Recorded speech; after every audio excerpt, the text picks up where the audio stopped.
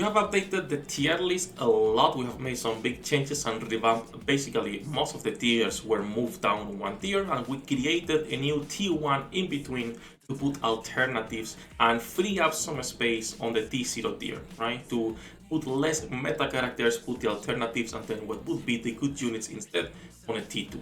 So let's talk a little bit about all of these changes. I'm going to be going burst by burst so it's easier to see. Because if we were to go, like this, it's kind of hard with how many characters Nikke has nowadays. I think you should be always using the filters, right? Whatever filter you prefer to go through, it's always gonna be easier the way.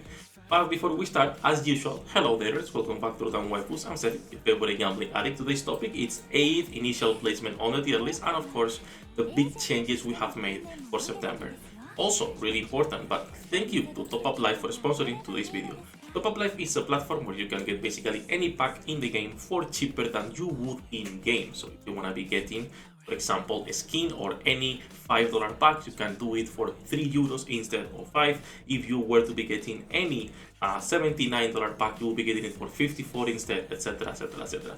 They have really good discounts on the website, and you can also use coupon code Sefhi for even bigger discounts. That said, once again, thank you to Top Up Life for sponsoring this video. And let's actually jump into today's topic, which is going to be the tier list changes. Now, few things for the tier list to understand. First, this is an overall PvE usage tier list. This is PvP, this is not a specific game modes, it's just overall PvE usage. The second is the big change with it is that T0 remains mostly the same, but everything else was moved down one tier, meaning T1 was empty.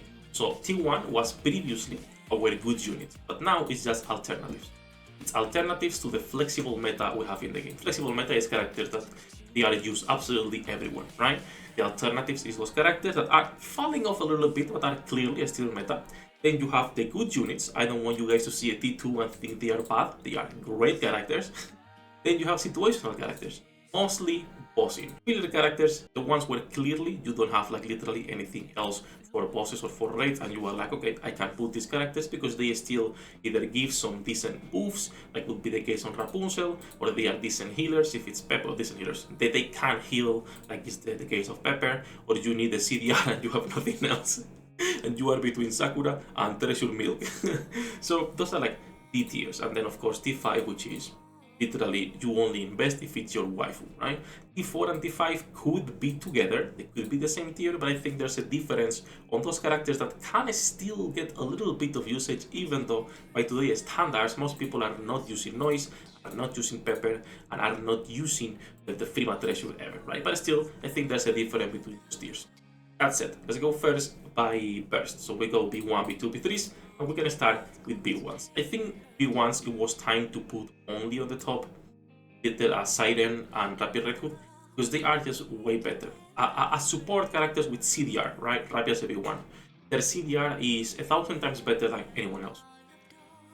Particular Wife, Litter, and Rogue are still great characters, but they cannot compare on anything to these two girls, right? On anything. That's how big the difference, in my opinion, is between those like really meta characters and the alternative. They are great units when it comes to the Killer Wife, Litter, and Rogue, but they are not a T0. They are now a T1, while the other two are a T0. I don't think anything else has changed on the other tiers, so like T2, T3. No, actually, the only other change we actually did was move volume down one tier. Volume, still her CDR is really good, but is usually a purely situational or bossing character. For the most part, there are situations that if you have nothing else, you will be using her, of course, but we are assuming you have most characters, right? So volume has been delegated to, sadly, a raid character if there is space for her. We are getting more and more characters, more and more useful units, which means a lot of the units that it used to get the usage are just completely losing it. Another character that might be going down to a T3 sooner or later, it's Doro. I love Doro, okay? Like, my Doro is still fully invested. I never resetted her. She's right here, okay? She's like a core 4 Doro, fully invested, 10. I love her. But clearly she has lost a lot of usage over the years. She might be going down soon, but for now it's fine in T2. Other than that, nothing else has been changed. Some of the characters from T4 went to T5 to make it more simpler when it comes to filler units, but I'm not going to talk about those because again, T4 and T5 are just purely characters you use if you have nothing else, right? So that's for B1s. Let's move into B2s a little bit. Also, by the way, I'm only counting Red Hood as a B3. Okay, she is on all the tiers, but I don't have a system to differentiate her. If I had a system, as a B1, she could be a T2. As a B2, you never use her, she's a T5. And as a B3, she will be a Tier 1. Okay, but let's count her as a B3 for the most part. When we talk about B2s, there has been a few changes. First of all, T0. I think I'm only gonna be getting Crown in here at some point. But for now, the mates, their utility is clear. They are the best duo in the game, plug and play, they work on absolutely every situation, even if we don't consider distribute damage and their specific buffs, right? Like they work everywhere. At some point, they will be going down to T1 and stay as alternative to the meta. The moment we get another B2, probably this anniversary, that can compete with Crown properly, these two will be going down one tier. For now, they can stay here. The characters that are as alternative, however, are gonna be Grave, fantastic buffer, we all can agree, and the character that is basically doing the same as Grave, right? Pretty good numbers as a buffer, 8th Agent Bunny. I'm gonna put her as an alternative for now. Like I said earlier at the beginning of the video, she could be going down at some point, but I don't think it's necessary for now. Now, the only other changes that I've made here, and I know some people might disagree, but Naga used to be a T0 and now is a T2 character. Why is Naga getting such a big downgrade? Well, I feel even putting her as a T1 would be too much. Nowadays, she barely gets any use. The moment the Helm Treasure came out, she lost her place on the meta completely. We used to completely ignore Tia and only use Naga for the Crown team. So you could be broken skill 2 Royal Attire or whatever it's called, right? But nowadays, that's not even the case. Like, you don't use it unless it's for raids or unless it's a core boss related stage. That's it, nothing else. So she has lost a lot of usage. I think she's a fantastic character, but not as good as the meta girls on her own, right? So both Tia and her are T2 characters at the moment. I'm pretty sure Tia is also a T2, right? Yes. So both of them are there just chilling. Nothing else has changed in here. The rest of the girls keep the same tier. Again, 8 for now can stay at the T1 preliminary. Might be going down to T2, but I feel T1 is a great spot for her. When it comes to T3 and T4, I don't think anything else changed. I feel at some point Rem could be going down to like a T5, but at least you can use her on rocket launcher teams. Outside of that, the only other change from T4 to T4 actually was Leona. As much as I, again, love Leona, it feels like Shift Up has something against the characters that I actually like. As much as I like Leona, she has lost her place completely. Like, even if we talk about shotgun teams, you are bringing Grave now because of Dorothy. So I don't think she needs to be on situational. She is more of a filler character at the moment.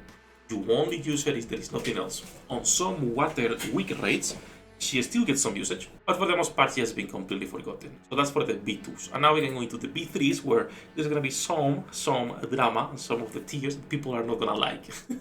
First of all, flexible meta remains the same. The characters that went down to the alternatives are going to be Red Hood, went from T0 to T1, Alice from T0 to T1, and Raven from T0 to T1.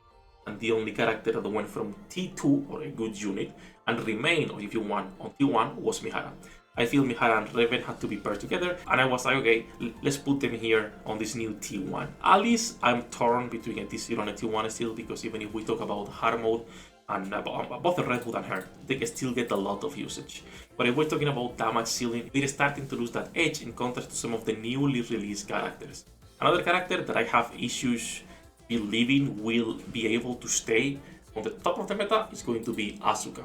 And even SBS sometimes feels like, we're getting so many damage dealers that can actually compete, that at some point she might also be going down to T1, both of them, Asuka and SBS. But I feel Cinderella, Rapid Red Hood, and the new Doro will stay on T0.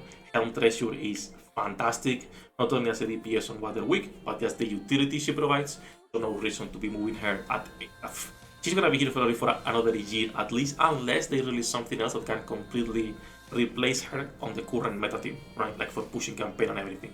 But that's gonna be like really hard because you need good heals, you need attack buffs, and you also need the extra burst generation. So it's gonna be really hard to replace her. Outside of the T0 and T1, on T2 there has been a few changes. The most notable one, probably, it's moving down Scarlet. Okay, again, like I've said a couple times in this video, as much as I love Scarlet, okay, fully invested. It's time. she has lost completely her usage in the meta. Just like Snow White is here, Bestie is here, they are good characters, but for the most part have been relegated to situational niche units. At some point, not only Scarlet will be here, but I believe there are other Day 1 Pilgrims also losing usage, just like Babu. But Babu, at least on most fire rates, you will see her, whereas Scarlet, you barely see her. To be fair, we haven't gotten an Electro raid in forever, but that's not the point, right? The point is Scarlet gets barely any usage unless you have her fully invested and she's your waifu. But when it comes to damage, she has lost her edge a lot. Other characters that I believe could be going from T2 to a T3 situational are going to be Ain, are going to be Julia, depending on the next raid, and I feel those two are like mostly the ones that we could be moving down. One that I was in between as well, into T1 and T2, was Ludmilla. As a support character overall, I'm not sure if I want to keep her here or move her up. There's like a bunch of characters that will be going up and down depending on raid usage, right? For the most part, both Union and solo raid, and how those characters are performing. We're gonna be changing as usual every 2 weeks and adjusting as needed. But yeah, I feel the rest of the characters can stay here, and it's a pretty good one. I don't think anything else changed regardless T3, like I didn't move anything down if I remember correctly, since the B3 characters have always been more or less the same, right? The only thing that changes is what characters we're actually getting for raid, for the current raid. That said, that's basically all the changes for the tier list. I know there is some people who will not agree with things like, for example, Alice or Red Hood going 1 tier down, or even Naga going 2 tiers down and things like that, but I believe this is easier because Shift Up looks like it's learning how to make decent kits, and I believe we're gonna be getting a lot more T1 characters that didn't fit into a T0 and didn't fit into a good unit category, right? That in between tier. And as we get more units, sadly, we'll need a few more separations to understand where they are placed on the meta. I don't want to have too many more tiers, like I feel having 5 is already too much, but at the same time, sometimes you'll get stuff like this T5, right? Which is, look at this, what, 100 fucking units in here? Now, that is Shift Up's fault, not mine, that they don't know how to make good characters, but that's a topic for another day that I believe we've talked plenty already. That's it, enough ranting, enough jumping. That is basically all the changes for the tier list. If you guys have any questions or any feedback, feel free to leave a comment. And we are live every single day, links in the description. Once again, thank you to Top of Life for sponsoring this video. Good luck with your pool dinner rates. I'll see you in the next one.